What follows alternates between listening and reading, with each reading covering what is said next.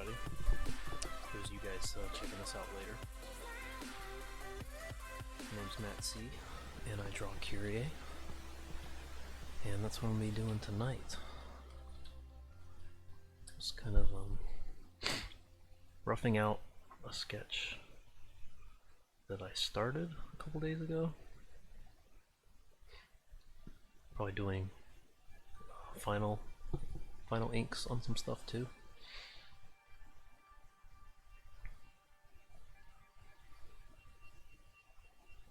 So I always kind of start with a pretty tight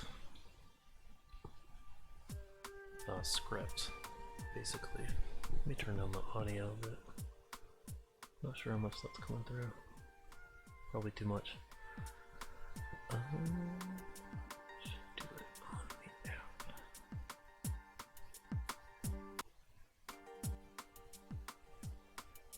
Yeah, that's probably good enough. So, no, let me go a bit further. So we start with a tight script so I know where I'm going. And I think that's important so that you have freedom within that range you've given yourself to explore artistically, visually.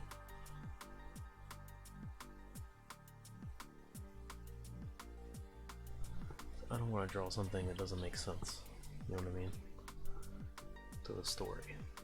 Even if it feels cool in the moment, I'm going to regret it later. So might as well know I'm going in a good direction if the dialogue, pacing of the pages and stuff like that. And beyond that, I'm just having fun. So let's see.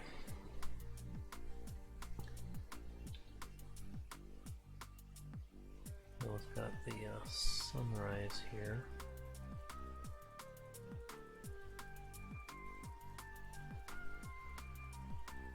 Go ahead and do that.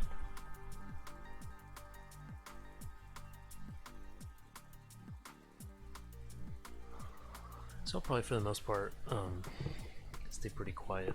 It's kind of a chill stream, so you guys can kind of enjoy how I work. You can see the process I do things with. This is with Adobe Illustrator. I do like 80% of the work in Adobe Illustrator. I only bring it over to Photoshop when I just want to do some texturing and kind of simulate the spread so I can see how the page fits alongside another page. That makes sense. Yeah. But for the most part, that's what I do. I don't do things traditionally.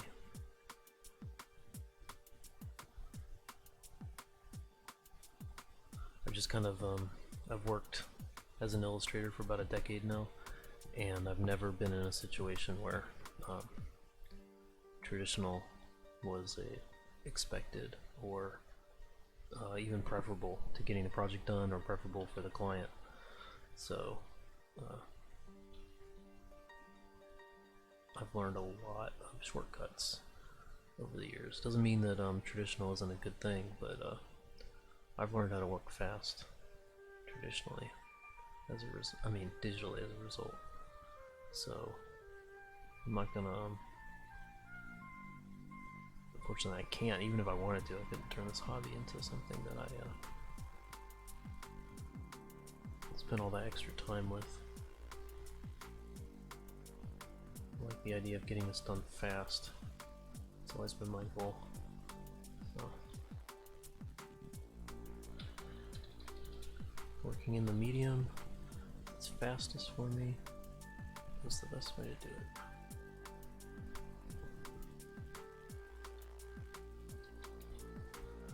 So dude back here getting some stuff ready.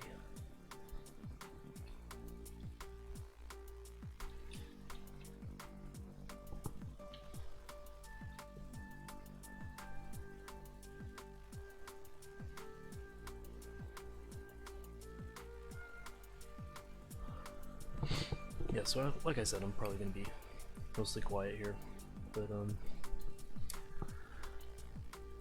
yeah, if anyone jumps in, I'll make sure to give them a shout out, and that's when I'll probably start piping up. But until then, I'm just gonna be drawing away.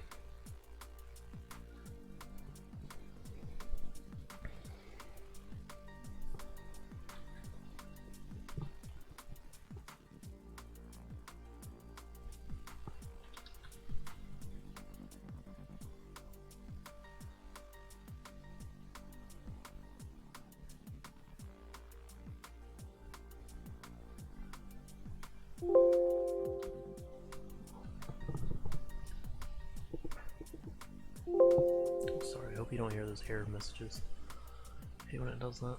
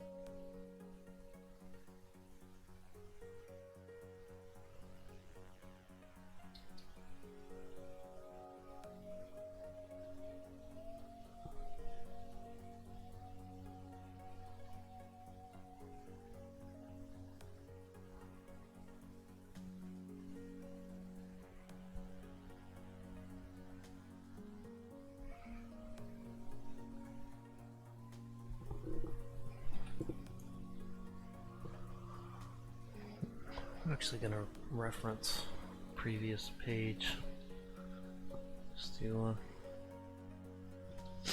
stay consistent. Let's see.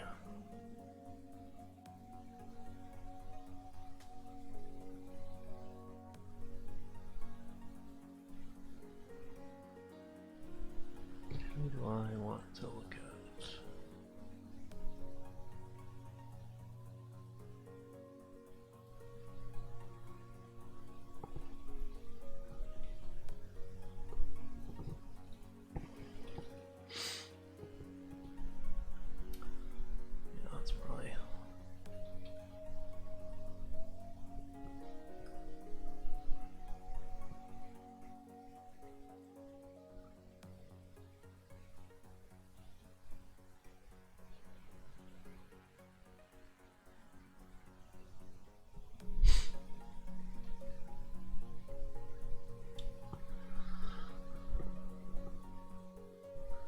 I see I've got some viewers on Twitter.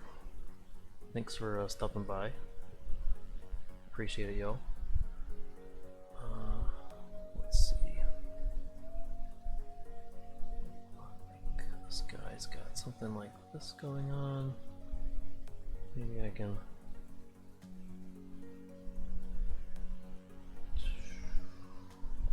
something like that.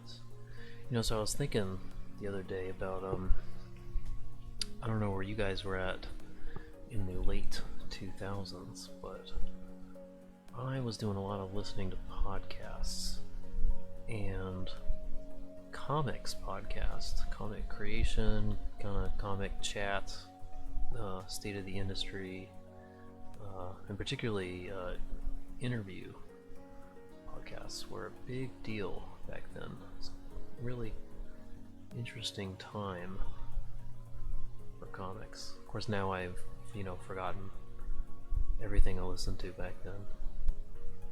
I mean, the names of them, and also I'm sure all the stuff I should have remembered in terms of advice. A lot of it isn't even terribly relevant anymore, I don't think, because a lot of them were really emphasizing conventions. As much as I Love the idea of going to conventions. I don't know if I'll ever be able to actually go to one. Hey, what's up, Ryan? Yeah. Early Fat Man on Batman.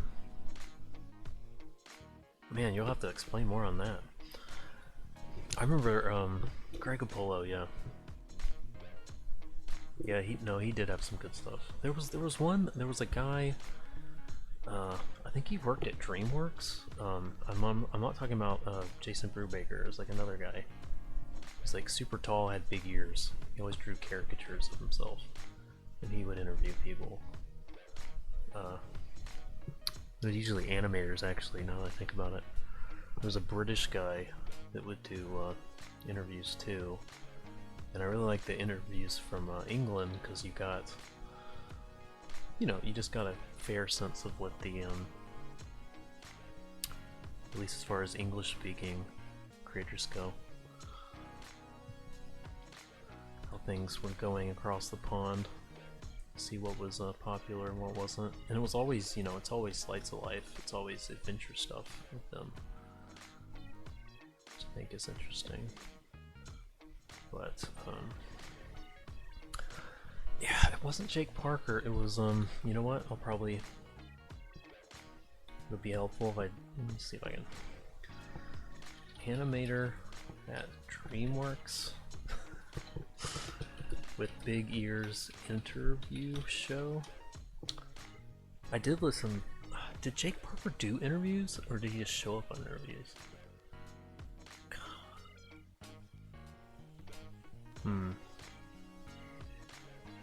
Yeah, should have known. A lot of animators out there. I'm not seeing those big ears I'm used to. Dang. Well,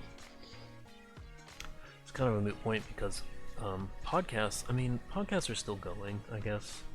They've already seen their boom, but stop looking at random animator faces. Yeah, I don't think he did interviews. I don't think he hosted interviews. Guy's too busy. Last time I heard from him, it was on I think Doug TenNapel brought him on.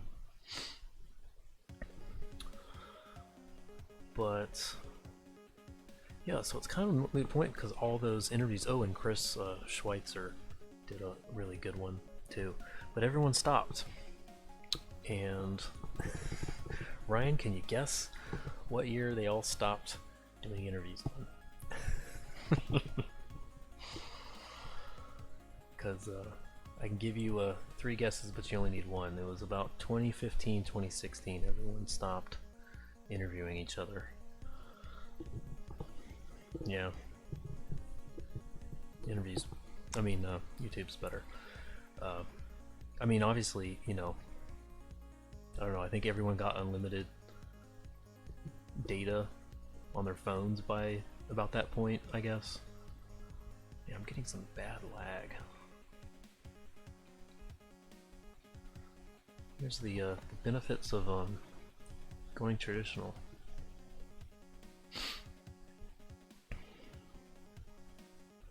No lag problems.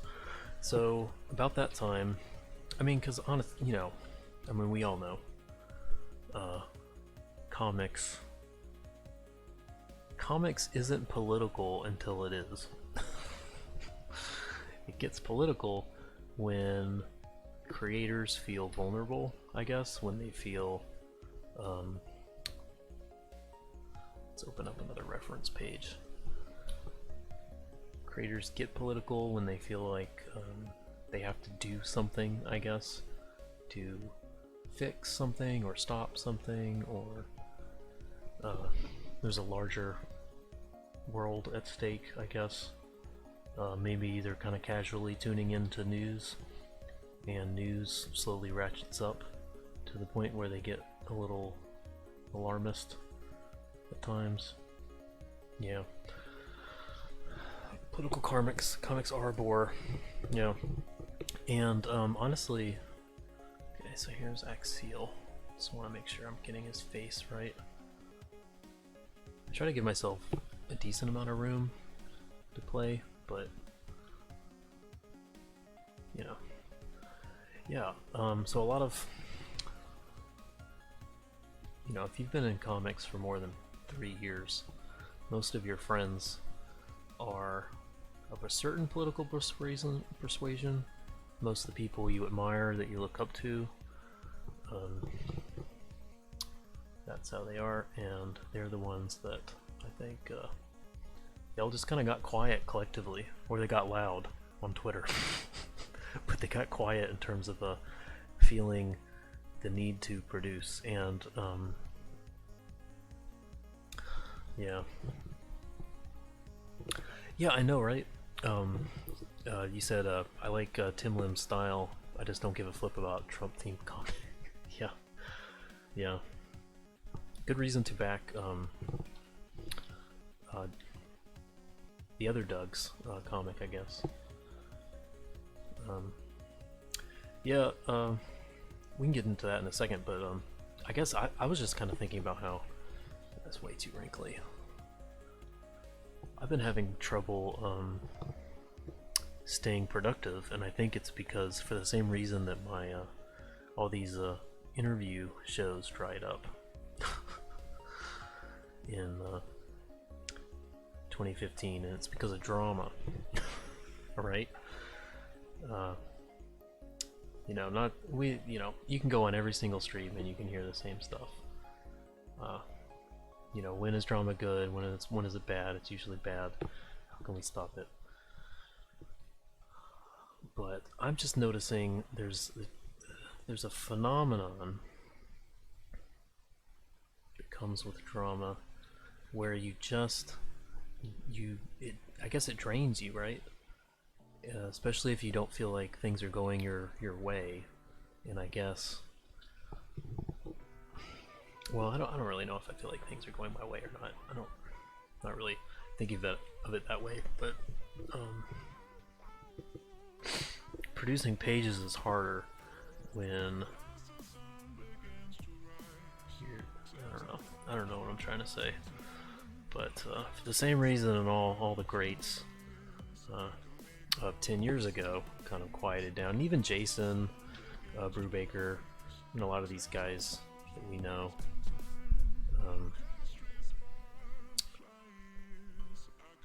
everyone either goes radio silence to avoid drama, so it's an intentional thing. They're worried about comments or something, or they're worried about, I can't even really see what I'm drawing. I have to do that a lot better. It's terrible. Or they participate in the drama, but it tires them out. Right? So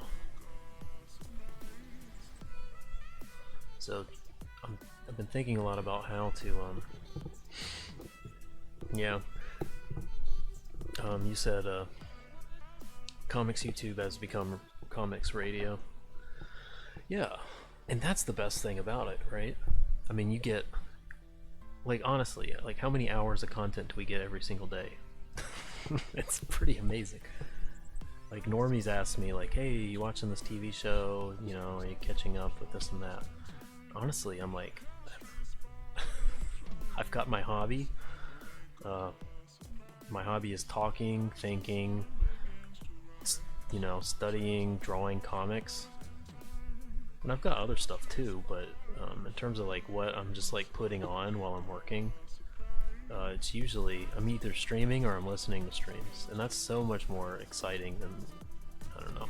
I just finished a TV show that I was liking, the Dark Crystal: Age of Resistance, and it was good. It was good. Like, I'm really glad it exists. I'm glad I saw it. I'm glad I watched it. But it's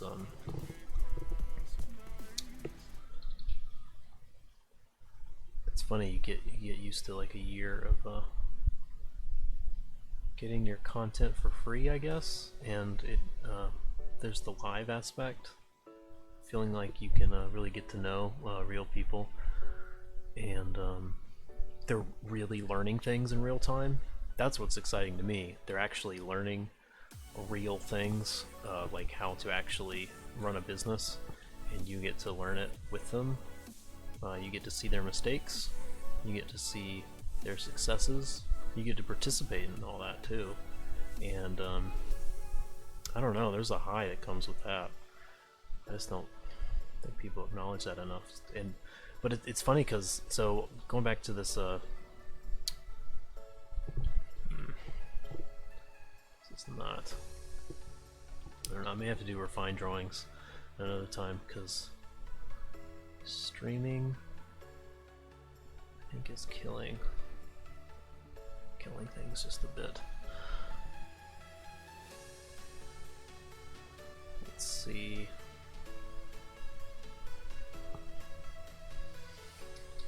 Yeah, if people understood the absolute resource comics YouTube is, I know.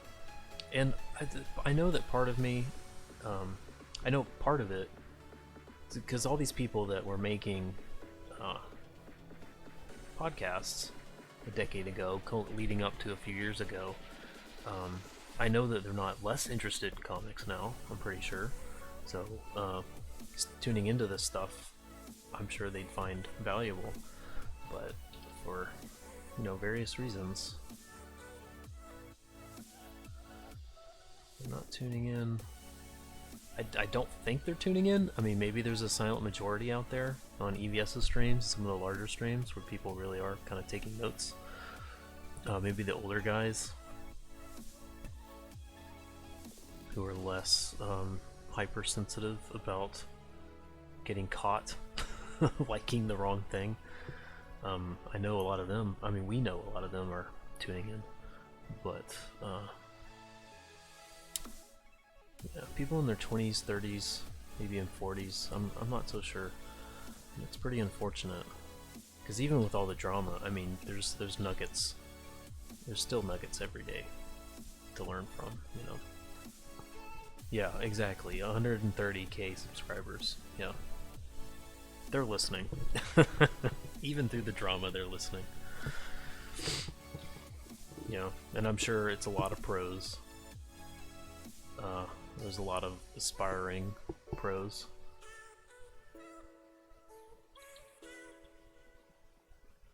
Yeah. Yeah, so the trick, I guess, is just to,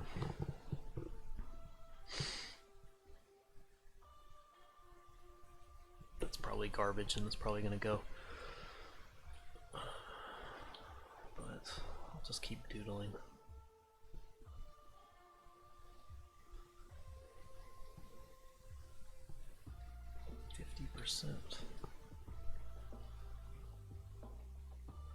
But yeah, so my big thing is I don't want to go the direction that so many creators have gone.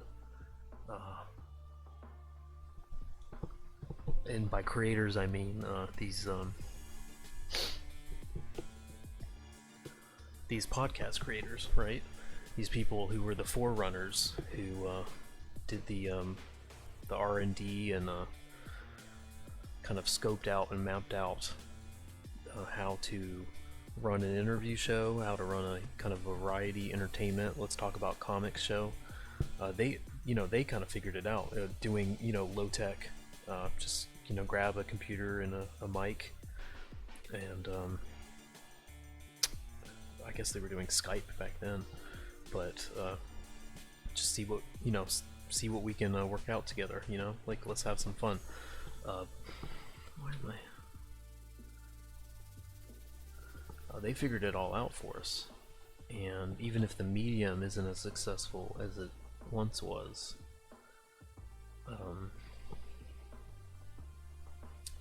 I know whatever they struggle with it's the same sort of stuff we could be struggling with too, in terms of a lack of interest.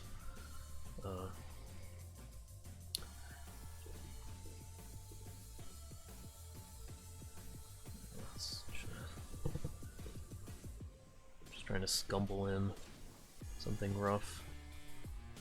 Yeah, this lag is terrible. Definitely not doing finished inks tonight with that amount of lag.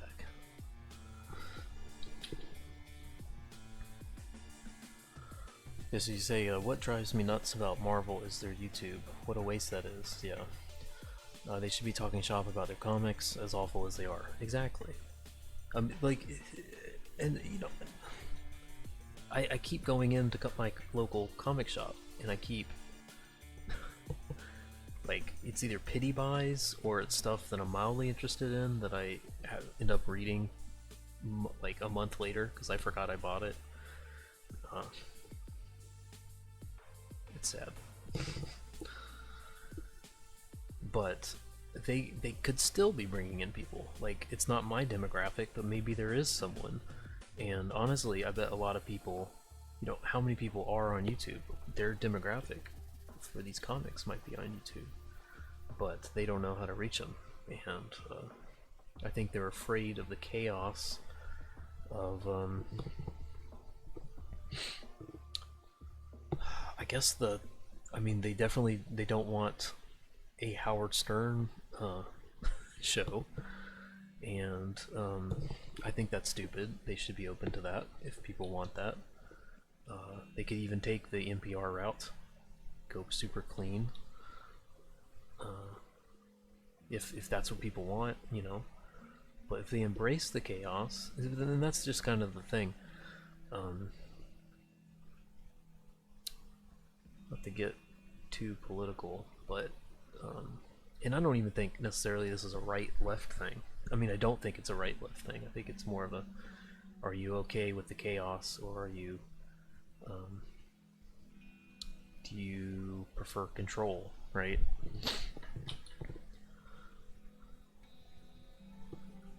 Yeah, the pity buy, I know.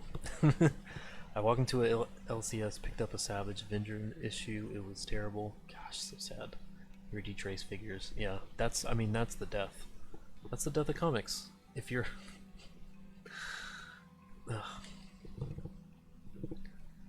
The problem is when comics Howard Stern starts roasting comics NPR. Yes. I think that's where people's feelings get hurt. Yes. And this is the thing, and I feel like you probably agree with this, Ryan. Also, thanks, by the way, for the shout out last week. I really appreciated that. That was super nice of you. I didn't deserve that.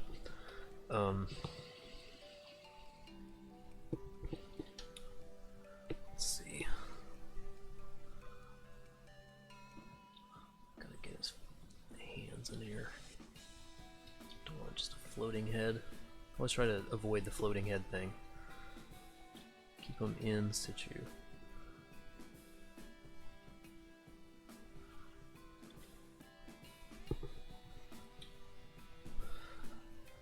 Yeah, so my view is that everyone who's currently out there doing comics YouTube could and honestly are thriving in their various spheres. Yeah, sure, they're breaking up in some ways, but I mean, I predicted this like a year ago. I mean, we basically saw it begin to happen a year ago, and it's fine. It's a diverse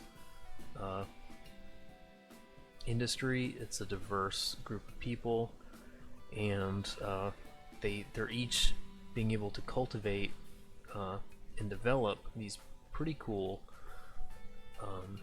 overlapping but distinct you know, fan bases or markets, or, you know, followers, readers, and all that, backers. And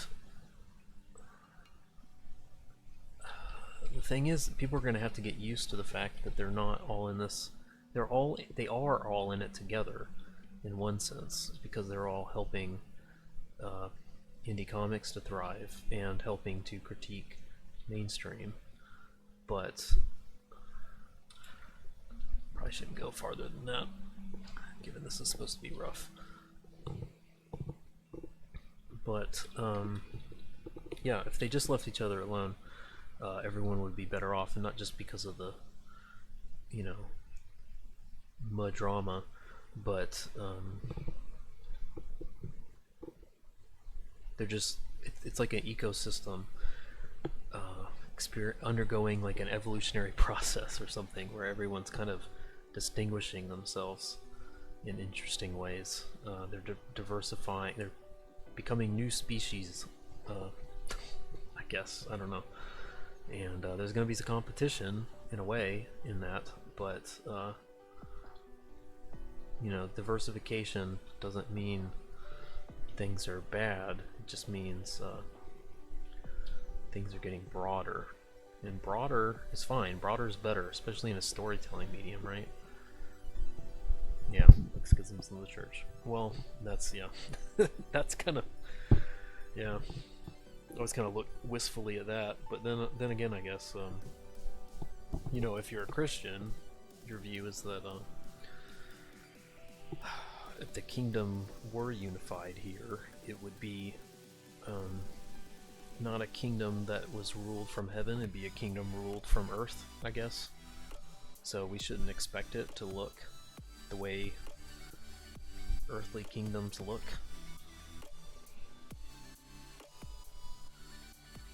Something. Tertius is getting angry here, so I have to make sure it's sorry if you heard an error message just then. Get his shoulders up a bit. Okay. Can't go farther than that. Yeah, but everyone could be thriving. They don't have to leave each other alone. I mean, I get, you know, interaction is interesting, and we're actually learning a lot from each other by these. If we, yeah, schisms didn't kill the church. Like something that's true. I've been thinking about this a lot lately. When something's true, it's not culturally, dogmatically locked into being only described one way. And that's one thing about Comicsgate, is that if it's tapping into something that's true, then there's going to be a lot of different ways that it manifests. There's going to be a lot of different, you know, sometimes people are going to really disagree with each other on the definition, but they're all actually working together in the sense that they're all backing campaigns, sharing stuff, creating stuff, trying to figure out how to work for, you know, a less gate-kept industry, trying to figure out what free speech is, I guess, in people's comment. You know what I mean? Like, everyone's working on this together. They're kind of workshopping it, and actually, the conflict is actually interesting because we're all learning in real time what works and doesn't work, and the debates and the discussions, I get kind of tired of them, honestly, on Twitter, but on YouTube I actually find them pretty interesting, because especially when people, I mean, even if people like really disagree, they I get to hear multiple sides of how to do things, right? And I get to see, we all get to see if we want to, not just if we agree with someone, but if we want to participate in that direction or participate in another direction. And it's, I mean, it's the competitive marketplace kind of doing its thing, right? Which is, it's not pretty, but it's the sign of a healthy market, I think, when people are providing alternatives and maybe even competing with those alternatives. Yeah, but anyway, so I'm just trying to like keep my head up. I think a lot of people are feeling that way, probably most people. And I don't want YouTube, comics YouTube, to go the way of comics podcasts. I don't think it will, because the people who've really embraced comics YouTube are fine with the chaos, which I admire. They're okay with mistakes. They're okay with discussing mistakes. They're okay with having less control. They like that. They like seeing what happens every day and that's not. I mean, maybe that's something that attracts people to podcasts is that it's there's no live feature. It's built for people who enjoy control, I suppose. And when people started feeling like they weren't in control in the broader world, I guess they noped out.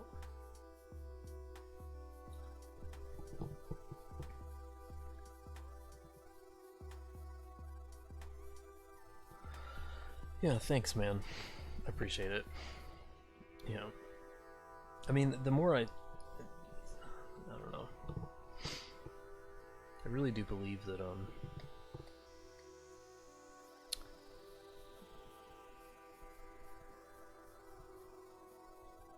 the confusion about what CG is a sign, I think, that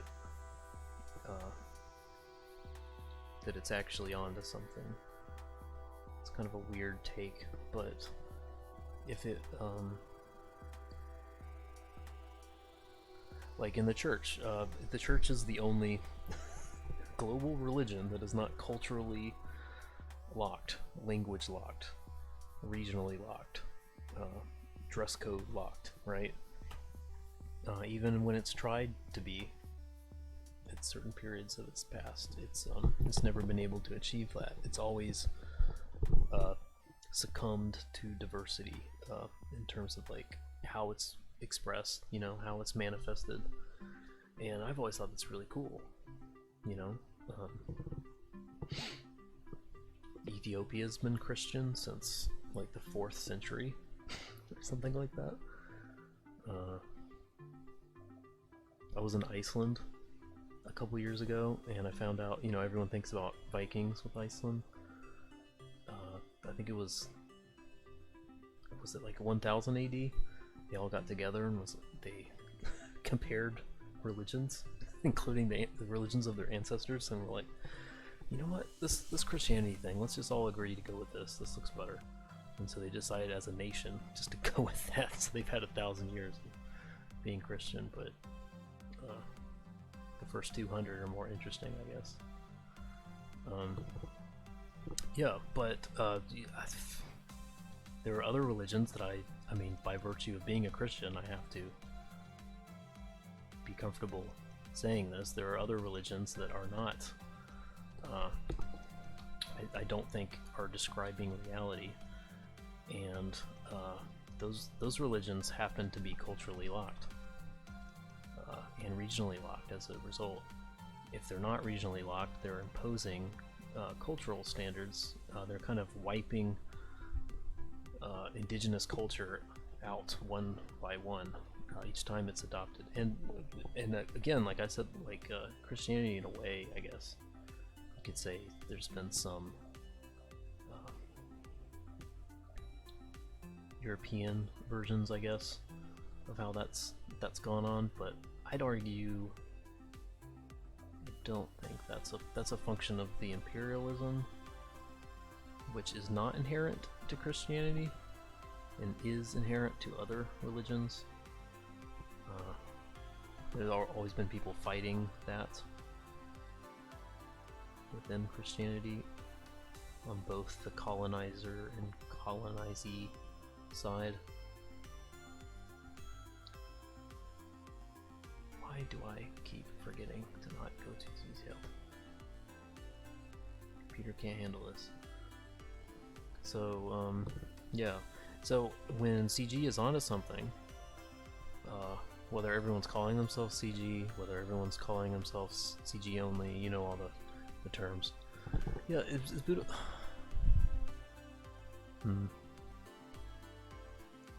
Is Buddhism really flexible? I think there's two Buddhisms. There's the Buddhism in our mind, and then there's the various Buddhisms in the East that I guess, well, yeah, maybe I'm not being fair to Buddhism. I used to be Buddhist for about a year and a half or something in high school, and to be honest, I think I was the other Buddhism. I was the American version, just buying books, doing yoga, incense, you know, practicing Om and meditation, emptying my mind and stuff like that. That's you know, there's that, and then there's worshiping a pantheon of spirit, nature, demon, ancestor creatures that live in the mountains, and that would be what most Buddhism is in practice in historically Buddhist countries, you know. Coming out from a Hinduism background and then into pantheist cultures where it moved to, I think it's still kind of maintained its pantheist roots, which I think is interesting. This, I don't know. I'm not an expert. I don't think being one religion for 1 year is enough to make you an expert, especially not me. Especially because I was in high school and not much of an expert in anything in high school. I had a Buddha on my I had a ceramic Buddha taped to my dashboard. That's how Buddhist I was. I.e. not very. Yeah. Oh yeah. Oh cool. You were going to. Oh yeah. Yes. Yeah. Well, that's the thing, right? Okay. So you said, so I'm not just like talking about your silent comments. I'm no expert, but I've been digging into Buddhist stuff for a while. I was going to a Buddhist temple in Seattle. I left after they suggested vegetarianism. Yeah, I mean, this isn't me being like, as a Christian, I wish everyone was Christian. If they're not gonna be Christian, it'd be nice if everyone was Buddhist. I will say that. A lot of nice Buddhists out there, for the most part. The key, the trick, what got me out of it, honestly, I kind of wandered for a bit and then found Christianity not too far afterwards, that though. But what kind of got me out of it was I'm caring for the poor, I'm caring for people who are suffering, but I'm having to admit that their suffering is there to teach them, and I might be depriving them somewhat. And again, this could be just my ignorance, it could just be my Western, read some guy from California's Buddhism, kind of at play, but it's an avoidance of the world while still caring about the world, I guess, which is an interesting. I'm not saying it's false because there's a paradox. I mean, I think truth does contain paradoxes, but the thing I liked about Christianity was that it was acknowledging suffering and then finding it's a worldview of a victory through suffering, rather than you don't have you don't have to avoid passion. You don't have to avoid this world. You just have to. Gotta get my hands together. Well, who am I kidding? It's not like I'm drawing that anyway tonight.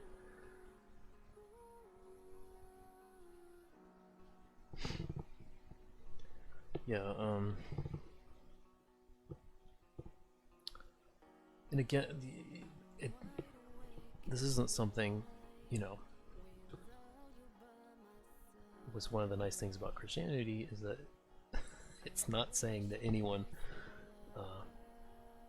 can't arrive at truth independent of Christianity. So I recognize there's people of probably every religious persuasion and beyond that who have realized that you don't need to kill your body to transcend. You don't have to die to yourself. yourself just needs to be redeemed in a way, right? Your passions need to be redeemed, your body as well as your spirit. It doesn't have to be a war against your body and spirit. They just both, body and soul, need a, you know, I'm gonna say they need to be born again.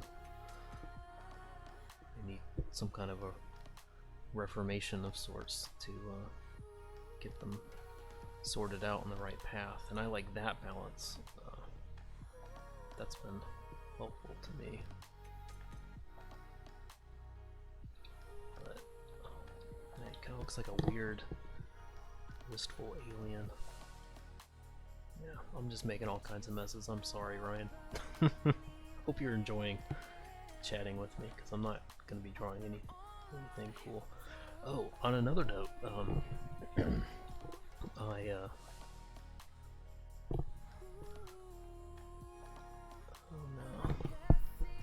I'm actually probably going to end the stream soon-ish. But one last thing, this is cool news.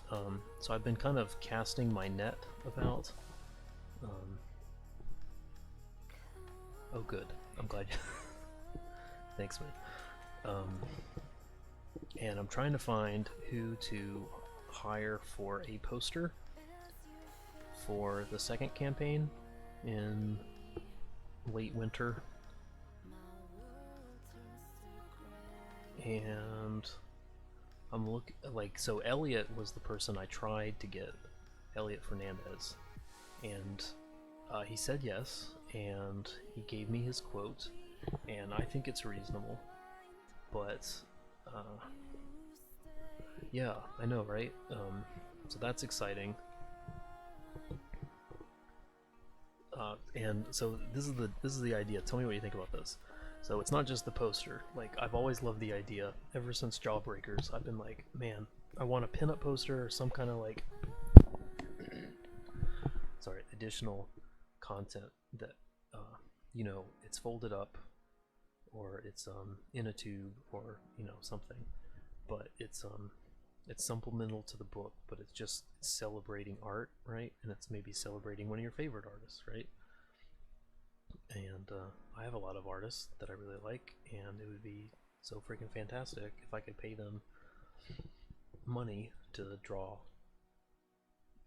my characters, right? But I'm trying to think, like, how can I kind of plus this? So, well, I guess this isn't a secret because I think I talked about it in these terms. Originally with the campaign, I tried to raise money so that it could be, it's not just a poster, it's a movie poster, right? So I can get the art.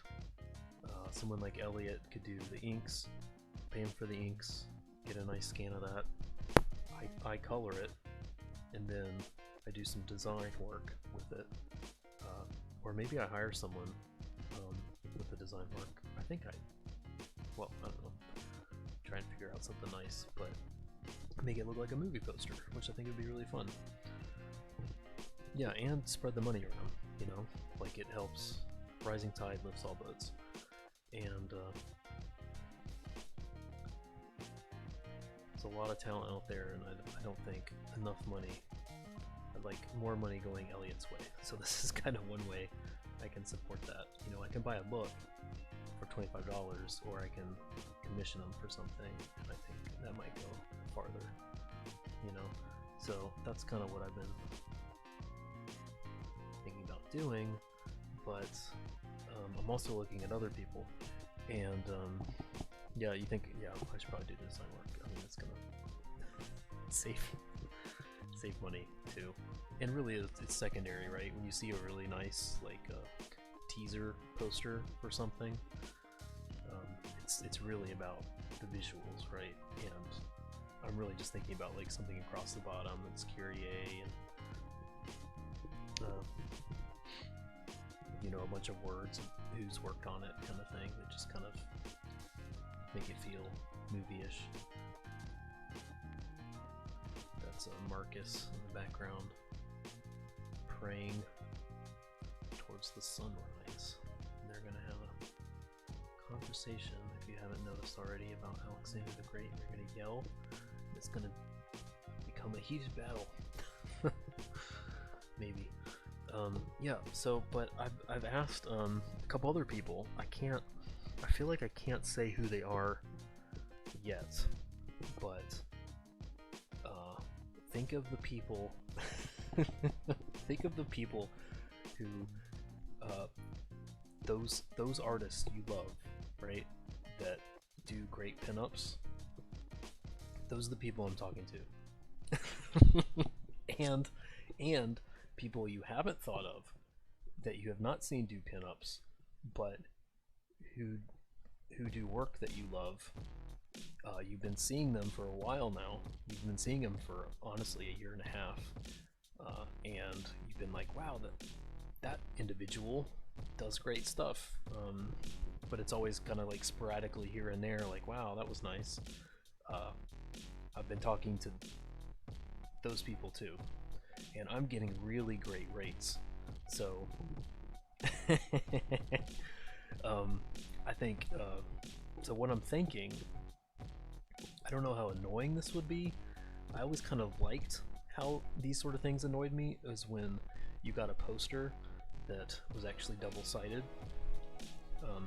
I always liked the frustration of like, oh man, now how am I gonna hang this? I guess I'm gonna have to switch it up every once in a while when I get bored, so I can see the other side, right?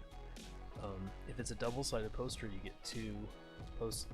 I mean, I can just print two posters. I mean, that's fine. I mean, other people have already demonstrated that that's doable. But,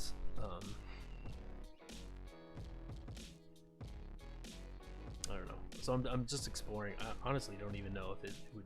It's not like saving money, per se, to do double-sided as opposed to two single-sided. But I like this idea of, like, you get a poster, but it's really two posters, and you can flip it. I don't know. Yeah, I see. I'm still looking into that. A lot of typical posters are obviously single-sided, so when you get these estimates, these like robo estimates off these printer companies, they're all single-sided that they're referring to. So I'm gonna actually have to email someone and actually have a proper dialogue with some printers to figure out what double-sided would be. But I love the idea, because you know, you get a poster and you're like, oh, this is fantastic, and then you look on the other side and it's white, and you're just like, oh, well, you know, at least I got the one side, right? But I love the idea of like two flippin' awesome works of art on both sides, and I don't even know which side I want to display first. So I'm gonna have to alternate every month or something, you know, like, so anyway. And then you only have to pay for one poster. Like, you know, I can just pay, like, I'm not gonna charge, I'm not gonna go nuts. It wouldn't be the price of two posters. I would charge someone the price that they would expect to pay for one poster, but they're getting a double feature, you know. And so anyway, that's kind of how I'm plussing it, which I think would be cool. So, and it's by those creators you love, some of whom have done pinups and that sort of thing, and some who have not. But all their rates are pretty reasonable, very reasonable, honestly. So I'm going back and forth, like maybe Elliot for one side, and one of these guys for the other, and you know, keep going with this into the future. So we've got 4 books, so why not do a double-sided poster each time with 2 new creators each time? Keep spreading the wealth, so you know, people are collecting these posters. By the end, they have 6 different artists. You know, people that are a lot more famous than me, who are better artists than me, who are doing really cool work, and you get to collect their stuff. You get to see them doing something outside of the superhero genre, which is cool. Going nuts with, you know, with Kyrie, but in their own style, doing whatever, you know. And I'm not gonna art direct them. I'm gonna say, you know, do whatever the heck you feel like doing. I'm hiring you because I love your brain. I want to see what your brain wants to do with this.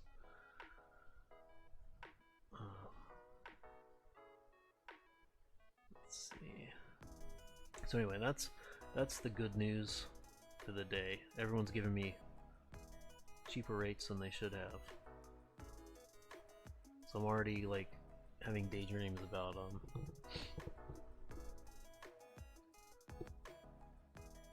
pulling a ya boy Zach and paying them more than they're asking for. If we can afford it. But I mean, these are gonna have to be stretch goals, like honestly, realistically. Or the only way to not make it stretch goal is to be able to save up enough between then and now, which is why the store is open. So I can kind of pre-hire them, which I'd really love to do, so it's in the store the moment you show up, and you only have to deal with, you know, negotiating a campaign once. You can just say, yep, I want the book, yeah, I want the poster, done. You know, I don't have to come back, I don't have to follow, you know, Matt C's stupid updates to make sure that I'm not missing out on the Elliot Fernandez art. So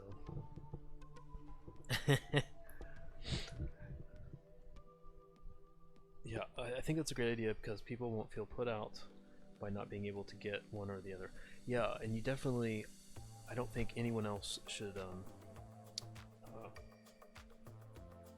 that's something I've really been trying to learn, is how to not make people feel like that they're missing out with whatever they spend money on, right? I hate that. I hate feeling like I've been given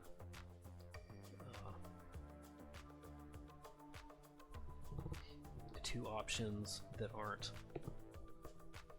complete enough, you know what I mean, for a reasonable price, and that I have to spend an unreasonable amount of money to make up for it. I want you to be giving me everything I'm asking for in one package pretty reasonably, all the options. And if I want original art, or I want to go nuts with that, you know, I mean, that's where the premium comes in, but yeah.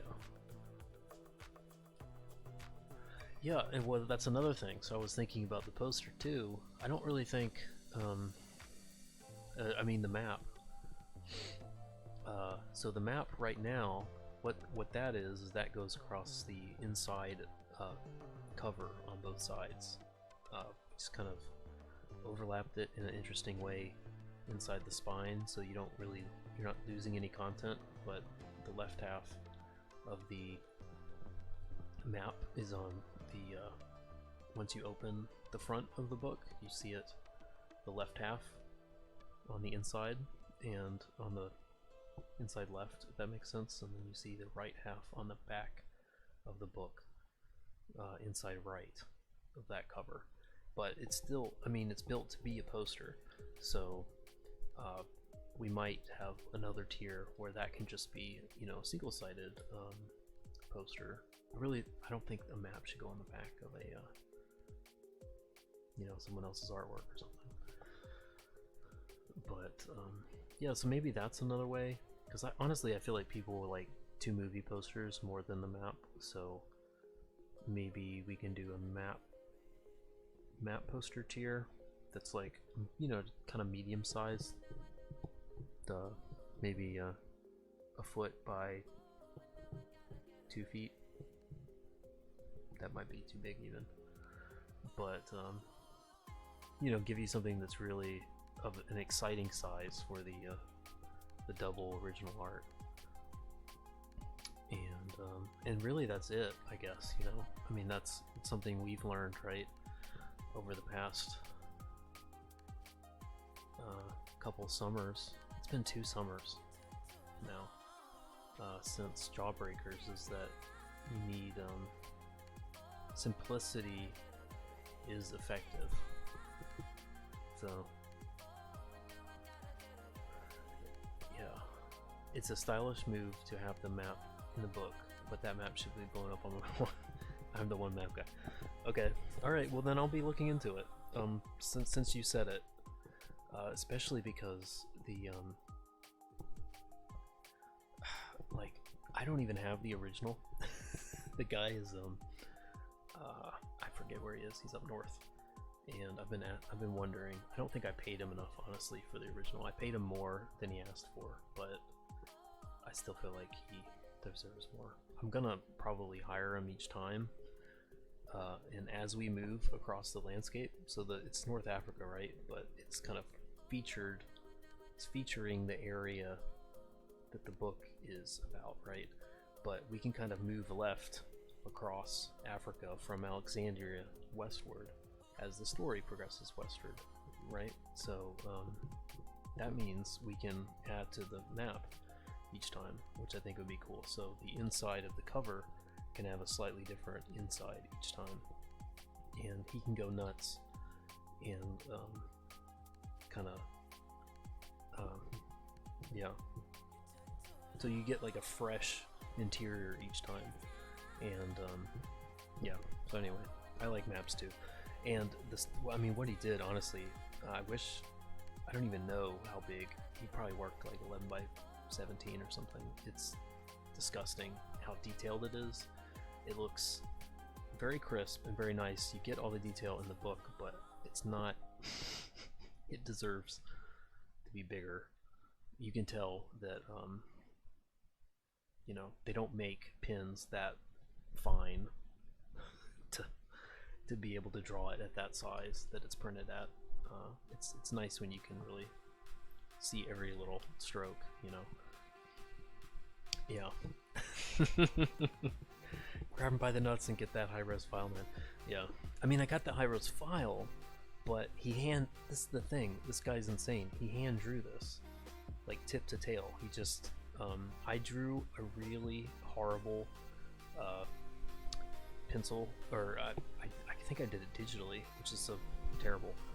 And I just sent him a PDF of like words and kind of just sort of overall boundaries. I'll show you what I did. How about that? Yeah, it's on paper.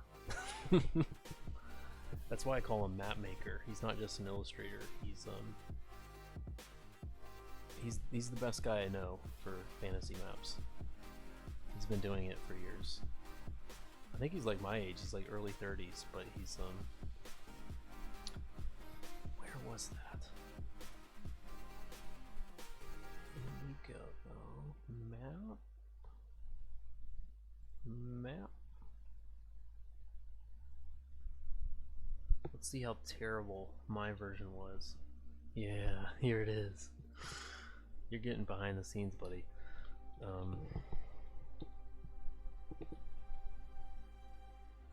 I gave him this color coded where I was like, yeah, you know, that's mountains, land features, here's where the water is. You know, I want to encourage him to, you know, get silly with, like, okay, here's some features I'd like. Do the stuff that people do to maps.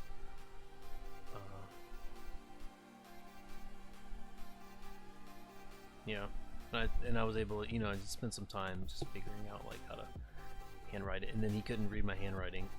So especially these weird, you know, I mean, who knows? I mean, that took me a while just to figure out this is in a Tuareg Berber script. Like that, I can do the Greek, I can do the Latin, but Berber I am not able to do. So that took me a while just to figure out, and he's definitely, you know, doesn't know. I mean, why would he know what he's looking at? So I actually did a second version of this where I typed it all out, and then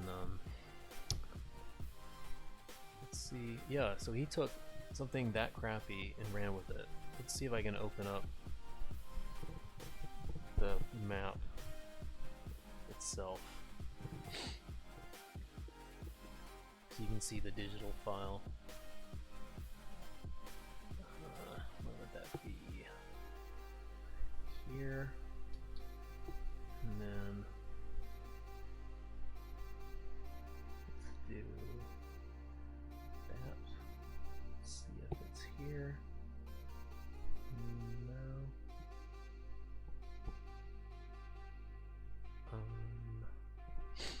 Yeah, I don't know why, like, so he's got a, I think he's a technical writer in his day job, so he has a very analytical mind, he has a very precise mind, but within that,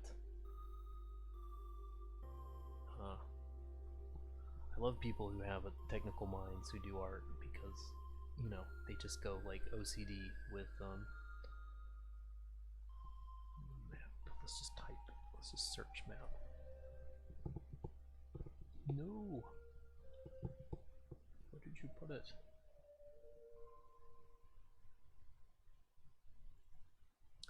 Oh, it would be here, wouldn't it? No. Yeah, but he just, yeah, so I'll probably, you're right. Thanks to you, I'll,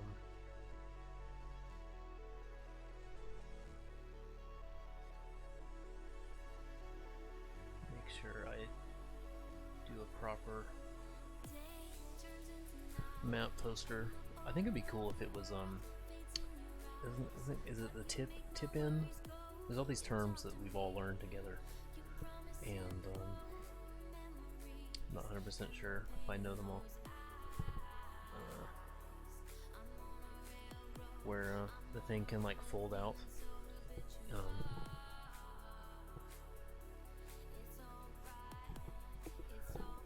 Where you know, it's kind of like printed into the book as a page, but the page itself folds out, you know what I mean? So, and it'd be really cool if it could like fold up and then out, so it's like twice as tall as the book, twice as wide. That might be actually kind of unwieldy when the book is closed. Those are the sort of things I want to explore, but all that, you know, that costs money. Oh, here it is. Map ink. That would probably be the file. All that costs money, and that just means, you know, it's money I'm happy to spend if I can raise it, so. Yeah, it's taking a while to open, that's a good sign. Yep, here it is. So I'd probably jazz it up. I went with muted colors because of how it's in the book, you know, inside cover. But I'd probably go nuts with a poster version. So he just did these crazy. He was like, "Hey, what are these Are these towns? Is that what these words mean?" I was like, "Yeah, they're towns, but feel free, you know." I showed him some examples, but really I was like, I like how you think already, you know, I'm hiring you because of how you think, you know. If I liked how I drew maps, I would draw it, but I don't like how I drew maps. What you saw before was basically the best I can do with a map, so you have fun. And so he drew a little town with like these cool buildings for every single one of these little areas. I guess he researched Ephesus here. Pretty cool. Open air. What do you call it? For Max. Assembly area. Theater room. Did this gigantic, freaking awesome dragon. I want to put a dragon in my story now. Might have to do that. Yeah, muted looks classy to me, but I'm just one guy. Yeah, I mean, that might be something I have to ask people. Yeah, but, because honestly, I like classy, too. I mean, the muted look, but, yeah, maybe it's good not to overthink it.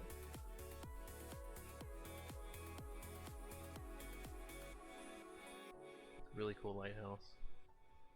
Love this kind of blazing star kind of look. Yeah, but he went nuts. And we'll just keep going left. So this is the Atlas Mountains. You can see it says Atlas, and this is well, I'm not gonna remember what this says or how to pronounce it, but it means Atlas Mountains. And that's just, you know, that's just keep going west. So Egypt, on the right hand side, Libya, modern day Libya on the left hand side, and then we're just going to go all the way across. No spoilers, but we're going to see a lot more landscape as we go, so we might as well just keep making new maps, you know.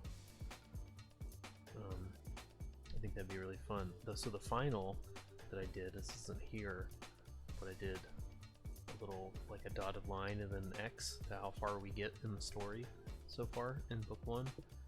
I'm going to update that so you can, I guess it'll be like more of a, maybe it'll be a blue for the, where it's already traveled in book 2, and then continue to do the red as we continue to go farther, I guess.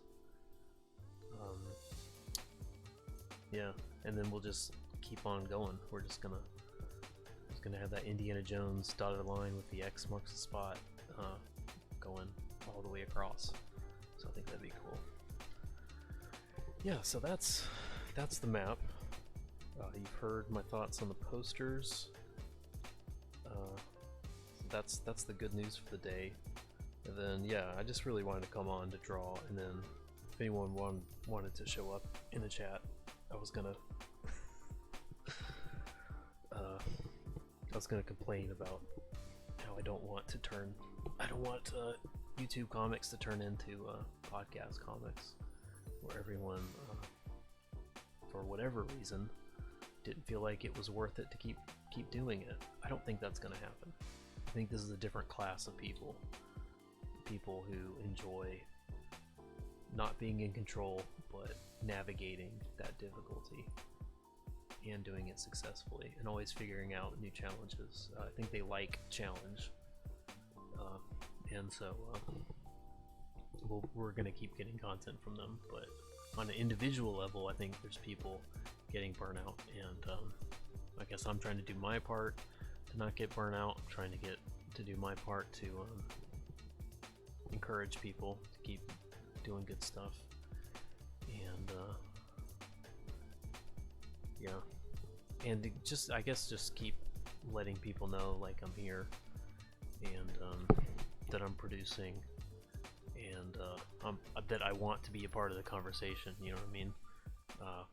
And that goes for people whether they're creating or not. I don't know how much that puts me in alignment with certain creators over others, but whether you're a creator or not, I think it's important to be part of the conversation. Sorry, I'm just checking some colors. Yeah, it's important to be part of the conversation, and that's what I'm here to do, because I enjoy the chaos in a way. I think we all are learning from the chaos. It's like a forge of fire, right? That purifies the gold, maybe, and the dross falls away. And I don't mean like individual people that are too weak to continue. I feel like that's kind of a destructive way to think about it, but it's the people who want to stay within them. Each of them gets like hardened by the fire in a good way, turns them into strong steel, so that they can be better creators, better engagers with their fans, more mature engagers with their fans, right? More they know how to more intelligently navigate the campaigns. They know how to fulfill them better. They know consumers know how to spot weak campaigns, spot bad behavior, encourage positive behavior, endorse and back campaigns that are more likely to be fulfilled on time. You know, all these sort of things. I mean, that's what we learn from this drama. Unfortunately, it's painful, but that's what we're learning. So I'm still excited. I'm still a part of it. I guess this is me giving myself a pep talk. But yeah, I'm glad you agree. You think YouTube is too powerful right now until something unseats YouTube. Yeah, well, yeah. I guess it's we're all getting funneled into one place, and maybe that causes more tension than necessary because everyone's getting notified of each other's streams, even though they don't like each other anymore. I don't know. You said, oh yeah, you have to flow like water through the torrents. More mature engagements for sure. Yeah, and how else are you going to learn that, right? Than by being a part of it. Being a part through the bad times and the good times. Continuing to be a part of it. Continuing to learn. Talking to the people with whom you disagree and figuring out how to do that better. Maybe you can win some people back, you know? Maybe you can win them over, I don't want to say to your side, but win them back to a more positive, productive,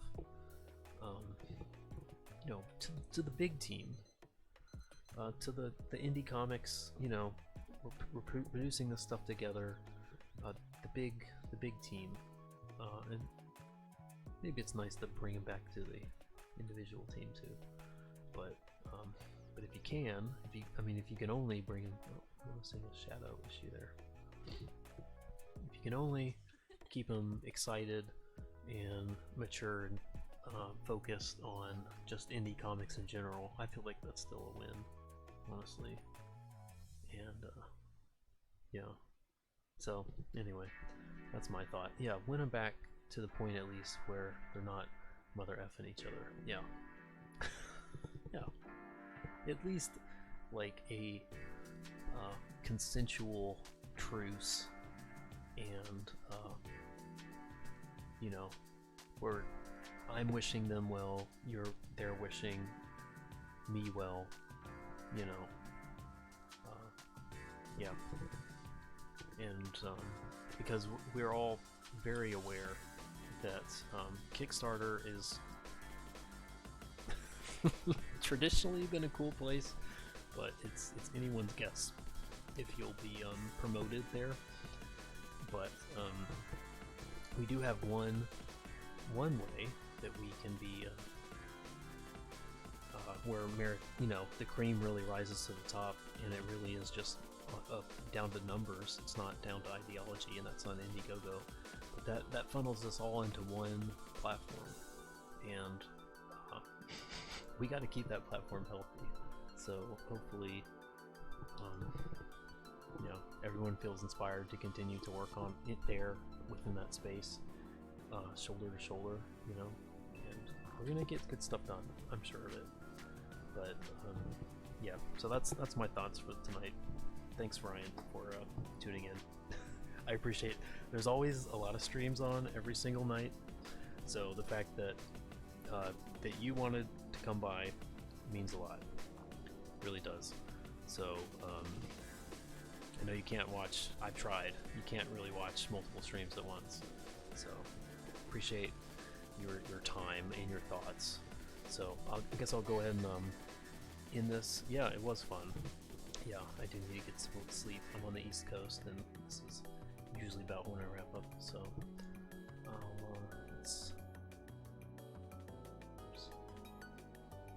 yeah, so I'll end it here, and you have a good night. And anyone who's catching this later or watching from Twitter, y'all have a good night as well. This is Matt C signing off, and I'll catch you guys on the internets. Bye.